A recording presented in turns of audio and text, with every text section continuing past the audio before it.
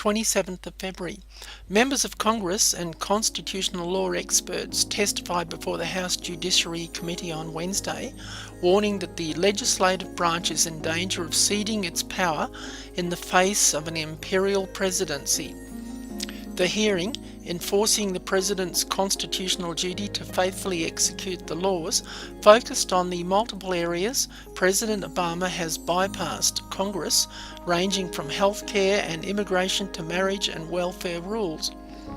Jonathan Turley, Shapiro Professor of Public Interest Law at George Washington University, testified that the expansion of executive power is happening so fast that America is at a constitutional tipping point. It sounds like a euphemism for we're about to have a dictator. Costa Rica, 27th. The crater of Poás volcano expelled material 300 metres into the air at noon on Tuesday. The phenomenon, called phreatic explosion, occurred due to a reaction between magma and water at the southern border of the lake inside the volcano. Now, cancer, the overall number of new people who will develop cancer in a given year is expected to nearly double over the next 2 decades, claims a new report put out by the World Health Organization.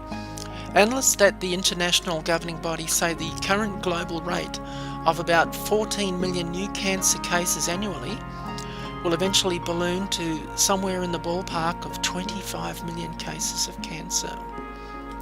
The next clip contains 6 minutes of the most eye-opening video you'll ever see. Makes you wonder who's really being farmed, us or the animals.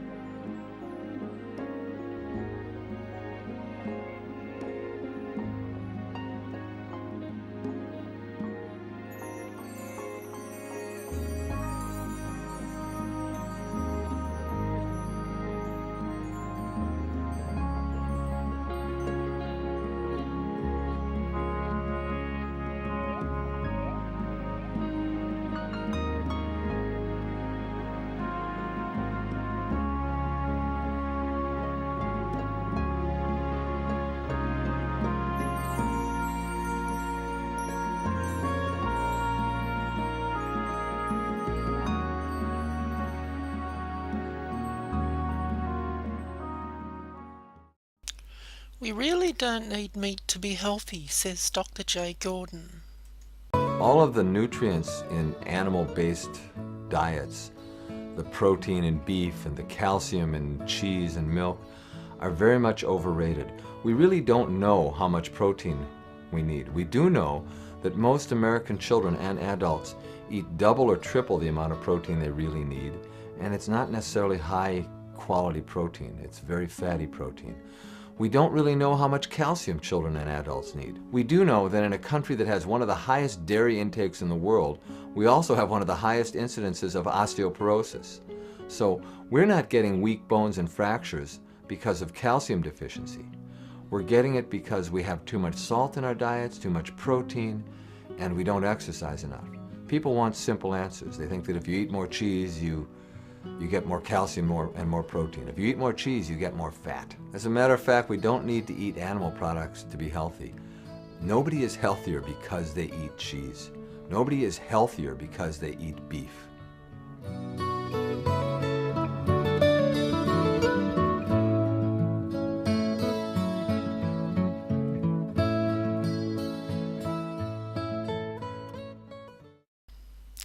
One of the results of too much sugar is diabetes.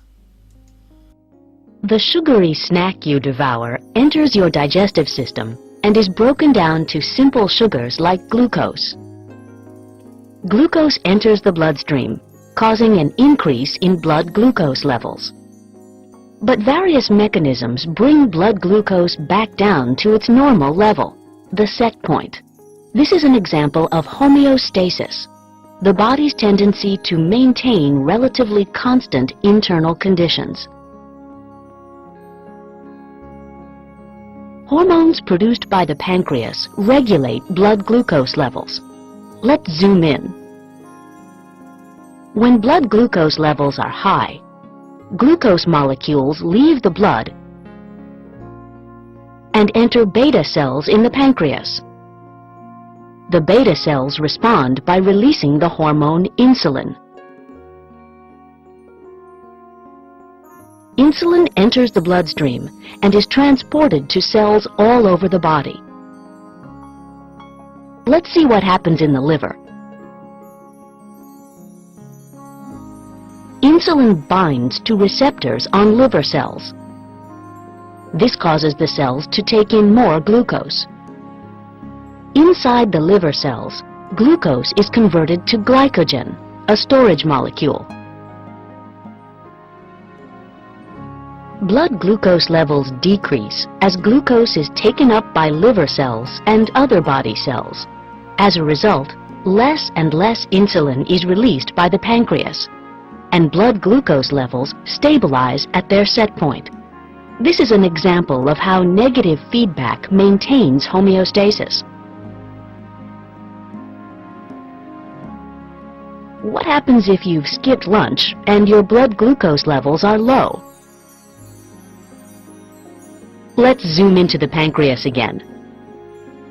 When blood glucose levels are low, alpha cells in the pancreas release the hormone glucagon. Glucagon enters the bloodstream and acts on target cells in the liver. Glucagon binds to receptors on the liver cells, signaling the liver cells to break glycogen down to glucose.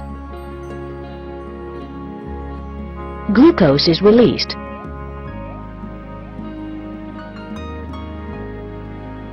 And blood glucose levels increase. As a result, less glucagon is released by the pancreas, and blood glucose levels stabilize at their set point. In this way, two hormones with opposing effects allow the body to maintain homeostasis of blood glucose levels.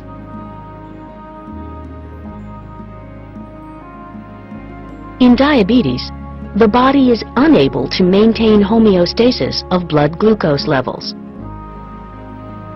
In type 1 diabetes, the beta cells of the pancreas are destroyed by the immune system, and so no insulin is produced.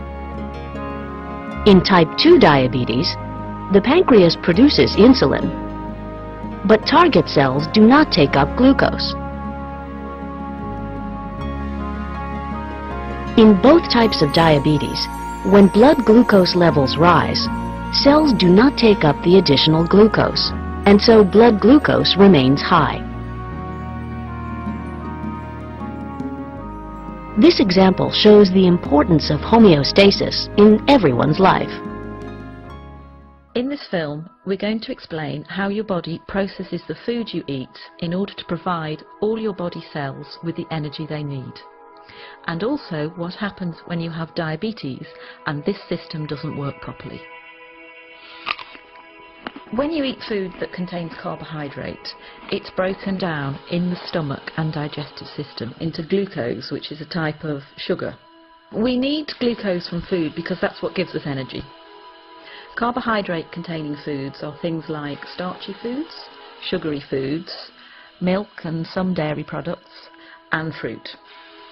This glucose then moves into the bloodstream, and the body detects that the blood glucose level is rising.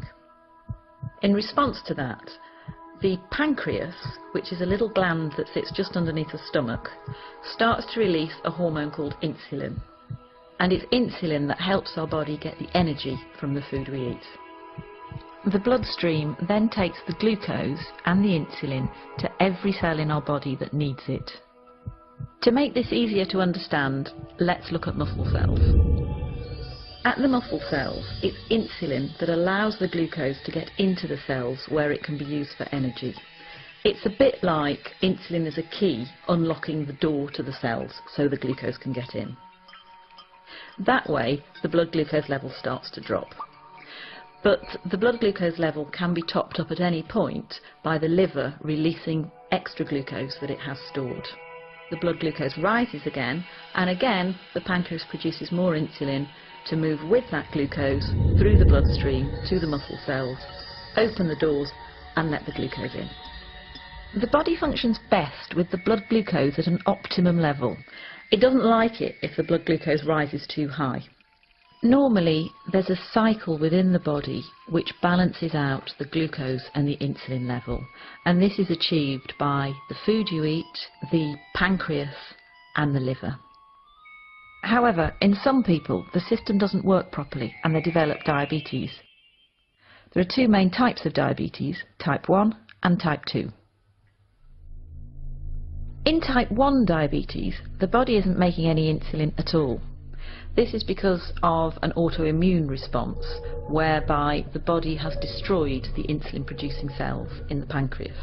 We don't entirely know why that happens in some people and not in others. Type 1 diabetes accounts for about 15% of all cases. It's most often found in the under 40s, and it's by far the most common type of diabetes found in childhood. In type 1 diabetes, the carbohydrate-containing food is broken down into glucose as normal. That glucose then moves into the bloodstream.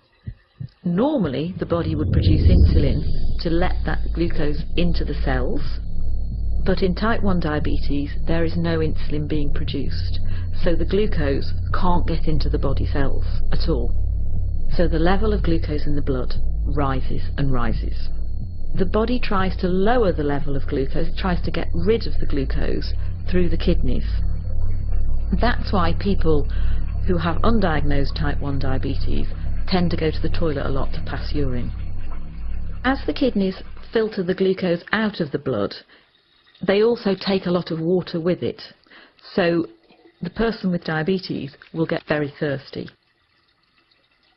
The urine contains a lot of glucose, and that creates an environment where it's quite easy for bacteria to thrive, so it's also quite common to get thrush or genital itching. In the same way, the blood contains a high level of glucose as well, so more bacteria than usual will tend to breed in flesh wounds, and they might be slow to heal. Glucose can also build up in the lens at the front of the eye, causing the liquid in the lens to become cloudy. That can mean that some people with undiagnosed type 1 diabetes can have blurred vision. Because the glucose can't get into the cells to be used for energy, somebody who's got undiagnosed type 1 diabetes is going to start feeling very tired, lethargic and unable to sort of go about their normal daily routine. But the body still needs an energy source in order to work properly. So what it does is it starts to break down its fat stores, and that can lead to weight loss. So the main symptoms of type 1 diabetes are going to the toilet a lot, thirst, thrush or genital itching, slow healing of wounds, blurred vision, tiredness and weight loss. These symptoms generally happen quite quickly, often over a few weeks. Type 2 diabetes accounts for about 85% of all cases in the population. It's most common in the over 40 age group in the white population and in the over 25 age group in the black or South Asian population.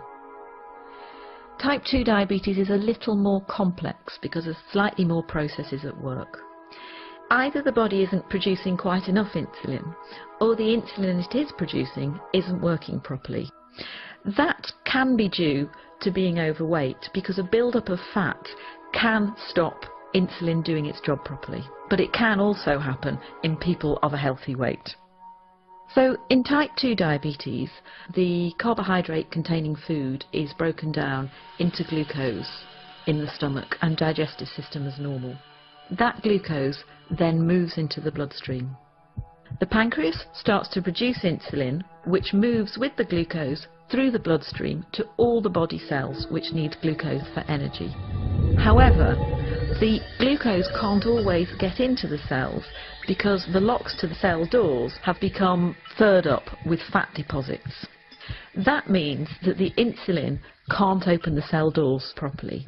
So the level of glucose in the blood continues to rise. In response to this, the pancreas produces even more insulin. So the blood glucose levels continue to rise and the insulin levels continue to rise. This situation is further complicated by the cells, who are desperate for energy, sending out emergency signals to the liver to release stored glucose. The blood glucose level goes up, and the pancreas produces more and more insulin until it can't cope anymore and eventually it wears out. As with type 1 diabetes, the symptoms of type 2 diabetes are going to the toilet a lot, thirst, thrush or genital itching, slow healing of wounds, blurred vision, tiredness and weight loss in some people. The symptoms for type 2 diabetes come along very slowly, and some people don't have any symptoms at all. So for that reason, people can live with type 2 diabetes for up to 10 years before they realise that they have it. Type 2 diabetes can be treated in a number of different ways. Initially, it may be sufficient to make changes to the food you're eating and to take extra physical activity or lose any weight that may be appropriate. If I hadn't gone to a vegan lifestyle when I did, I'm sure I would be up probably past 400 pounds by now. I probably would have had a heart attack or a stroke, or most likely could have even been dead. I had the infections, my joints hurt, blood pressure was terrible, eyesight was going. Could a vegan diet really be healthy? This is what was intriguing me. I was losing the weight, my sugar was improving, my energy level was up. I don't have to take pills anymore. Without increasing exercise or anything, you had another way of controlling blood sugar. Blood sugar, from being at a 10, I went to a 6.5. I'd say about 2 months in, I really saw an effect on my energy. The more I tried it, the more convinced I was. If I can change my diet to fix this, I think that physicians have an obligation to tell people about that.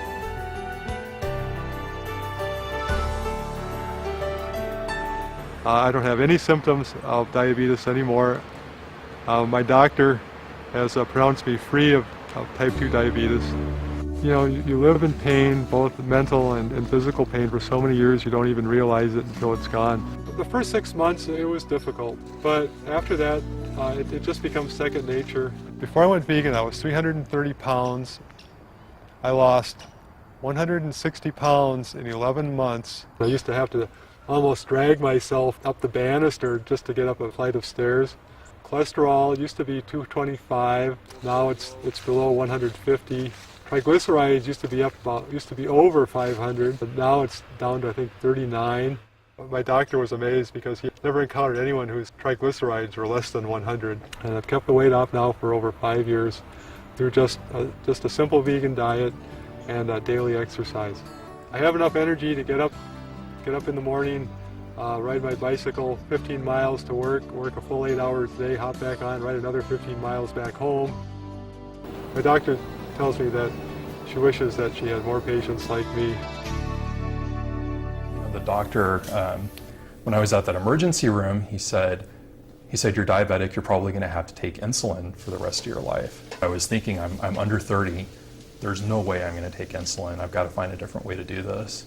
And found out that there were doctors out there that were curing people of diabetes by putting them on a low-fat vegan diet. Even though I don't eat meat and I don't eat dairy anymore, I eat a wider variety of food than I used to. I'd say about 2 months in, I really saw an effect on my energy. My weight started to drop, down from 340 at my heaviest is 120 pounds. My eyesight started to return to normal. I used to have these horrible lower back problems that I don't have anymore. And after I made that change, I could go out, I could take classes, I could go to the gym, I could go see a movie, I could do work, and I could do it all in the same day. And I think it was a natural process. The healthier I was getting, the healthier I wanted to eat, and my taste buds reflected that.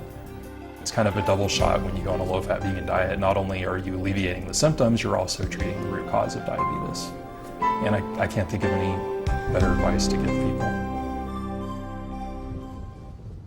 The bacon and egg breakfast, the buttered toast. I've since learned that those are the very things that led to my diabetes. And they told me my pancreas wasn't working, and they sent me home with the 52 units of insulin, the oral medicine and the medicines for cholesterol and high blood pressure, and said I'd be on those things the rest of my life. It's nice that people write books on reversing diabetes because they sometimes tell us that there are other ways of than the drug route. Before the vegan approach, I had 5 years of fighting diabetes. Right within the first few weeks, about 2 or 3 weeks, I noticed the effect on blood sugar. As long as I stayed with the vegetables and avoided the high glycemic index stuff, you had another way of controlling blood sugar, and that thrilled me because this is a healthy way to go, and I've got full control of mastery of this thing. Before I started the vegan diet, I was tired all the time. I'm a school teacher. I couldn't wait to get home and take a nap. I followed a really strict diet. I had to measure everything, weigh everything. I even had to count the number of grapes I would eat because my sugar had to be balanced. When I went to see the doctor in January, they prescribed cholesterol medication, they prescribed more diabetes medication, and I had just started the vegan diet. I was about a week into it. I went in, did my 3-month checkup, and they thought that the medication was working. My cholesterol was down. I thought, oh, the medication is working. I told them, you know what? I never took it. I bought it, but the containers are still in my house unopened. This was just the vegan diet. That was when my life turned around, made a 180 as far as diabetes is concerned. At first, I did it consciously. I said, I'm not going to exercise for the first 3 months. I want to see what change the diet would do in my health. And after, I would say about a week or two, I started noticing that I'm smiling more, my attitude is different, I'm walking around the classroom, I'm not tired. My weight went down about 25 pounds, I lost 25 pounds. The low-fat, vegan, low glycemic index diet has helped to control my sugar. I feel in control now, and now I'm the cook. Like, I'm the one preparing the meals because they're so easy and fast and delicious, really good. March 2014, the carnage continues in Iraq. At least 73 people have been killed in a series of bombings in central Iraq, police and medical officials say. 16 died in an attack on a funeral for a pro-government Sunni militiaman in a village south of Bakwa, the capital of Diyala province. 9 car bombs meanwhile exploded across Baghdad, killing at least 37 people and wounding dozens more. There has been a surge in sectarian violence across Iraq in the past year, reaching levels not seen since 2007. The United Nations says 7,818 civilians and 1,050 members of the security forces died in 2013. 2nd of March, Planned Parenthood Action Fund President Cecile Richards said the lives of her 3 children began when she delivered them on an interview with Fusion America. The question I believe we need to ask is, when does life start? When does a human being become a human being? Well, this is what God says in His holy word. Then the word of the Lord came unto me, saying, Before I formed thee in the belly, I knew thee. And before thou camest forth out of the womb, I sanctified thee. Nearly 500 food items commonly sold in the United States contain a chemical compound also used in synthetic leathers and yoga mats. It's a dough conditioner that's used in sandwich bread in thousands of locations around the globe. Now, a new study has found that the world's best-selling herbicide is linked to the global rise of celiac disease, gluten intolerance, and irritable bowel syndrome. Just listen to this film clip. Oh, I'm guessing you're not going to like this one. You know, you use hair conditioner. How about bread conditioner? That's right, sandwich chain Subway coming under fire after admitting it uses a chemical that is used in yoga mats in its bread. I would repeat it, but I don't have time. But one organization says ADA, which is that chemical, may be in a lot more of your food than first thought. The nonprofit Environmental Working Group is releasing a list of 500 foods on the grocery shelves that may contain a foaming agent. Yuck! Joining us now to talk about the health risks, because it's not just distasteful, it's dangerous. Dr. David Samadi, chairman of urology at Lenox Hill Hospital, Fox News Medical A-team member and not an ADA proponent. This is disgusting. You just told me during the break that it's not only in bread and yoga mats, it's in flip-flops. That's right. It's the actually shoes. It's unbelievable. And the fact that this is in our bread, you know, what are you going to say? So it actually entered our food system in 1962. FDA approved this, was supposed to be 45 parts per million. And over the years, people kind of forgot about this. And now it's everywhere. Burger King, Dunkin' Donuts, McDonald's, Starbucks, you name it, it's out there. And people are really concerned about this now. What does it do for bread? Why do they need to put it in? What it does, it actually gives the foam, it gives the rubbery, it makes it stronger, it's easier to preserve it, and it can last longer. Okay. So I think a lot of these companies, unfortunately, are being selfish, as you mentioned it. They're doing this for their own purpose, for the business aspect, but these chemicals are getting in our body. And I don't know how this is going to go, but 2 weeks ago I said our food chain system, unfortunately, is contaminated. I got some good emails and got a lot of heat as a result of this. No, but this stuff should not be in our food. Let's bring the examples to the public's awareness so that they can prevent themselves from getting sick, because lab mice who got ADA got cancer. And that's a big deal. And that's part of the reason why World Health Organization is being careful. They don't commit, but they say they're raising the awareness and they're very concerned about this. I would say all of this stuff has to be out of our food. It's not allowed in the European Union. It's not allowed in Australia, but we see them in this country. And with all these people having fast foods, bread, it's all over. Now, what this organization is doing, which I really like, the Environmental Work Group, is going to make the list of all these 500 companies, 130 brands, and tell us exactly what's in it. And they also want to follow consumers to follow and make sure that if there are any changes, would update them. So they can go to ewg.org. Or your page, perhaps, or our would you page, publish the link? We would put that all on the Facebook. But I'm very concerned about this. And God knows what other chemicals besides this ADA we're going to have in our food that we need to go after. It's very frightening, very troubling. Azodibicarbonate is what it's actually called. And it is, first of all, it's a mad scientist experiment with our own food. But the FDA approved it. But Subway did the right thing in getting it out of it. Yes, well, I hope credit that to every them. other one of these companies, they all follow the subway and make sure that they get this out of our food. All right, we got to leave it there because I want to tell folks that tomorrow on Sunday House Call, we have a big show with a lot of medical topics to help you and your family stay healthier. Dr. Mark Siegel, Dr. David Samadi will join us at 10:30 a.m. Eastern, and all the information will be on their social media pages and foxnews.com. Doc, thanks so much. Thank you so much. Thank you. David. Ooh, Thanks this for one yourself. is going to be, the dinner table conversation. Watch what you eat.